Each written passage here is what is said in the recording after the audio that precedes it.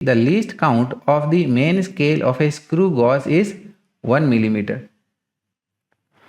Screw gauge, ठीक है, कि मेन स्केल की जो लीस्ट काउंट है वो हमारी 1 मिलीमीटर है। आगे बोला जा रहा है कि the minimum number of divisions on its circular scale required to measure 5 micrometre diameter of a wire is. तो जो स्क्रू गॉज की सर्कुलर स्केल है उसमें मिनिमम कितने डिविजन्स होने चाहिए ताकि हम लोग कम से कम या छोटे से छोटी 5 माइक्रोमीटर की रीडिंग को भी मेजर कर सके। यानी कि ये एक प्रकार से हमें क्या दे दिया है, लीस्ट काउंट दे दिया गया है, और हमें सर्कुलर स्केल में कितने हमारे डिविजन्स होने चाहिए वो हमसे पूछ लिया गया है। तो डियर स्टूडेंट्स, हमें पता है कि least count is equal to pitch या फिर एक main scale division divided with number of divisions on circular scale, right? So it is divided with number of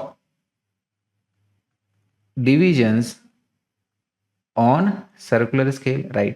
अब लीस्ट काउंट, ठीक है ना, हमें यहाँ पर दिया है जो कि है 5 माइक्रोमीटर। तो माइक्रो को कैसे लिख सकते हैं, 5 इंटू 10 की पावर -6 है, is equal to 1 main scale division हमारा कितना है 1 मिलीमीटर।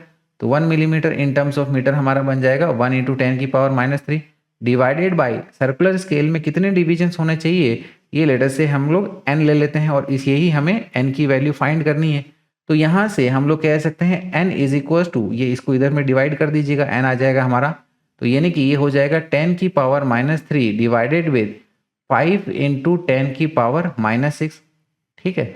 तो यहाँ पर ये 10 की पावर -6, 10 की पावर -3 और ये 10 की पावर -6 को कैंसिल आउट करते हैं, तो ये आ जाएगा 10 की पावर -3, इसको ऊपर में हम लोग एज 1000 लिख सकते हैं, तो ये हो जाएगा 1000 डिवाइडेड विद 5। तो 1000 को 5 से डिवाइड करेंगे यानी कि ये सीधा सीधा हमारा 200 आ जाएगा।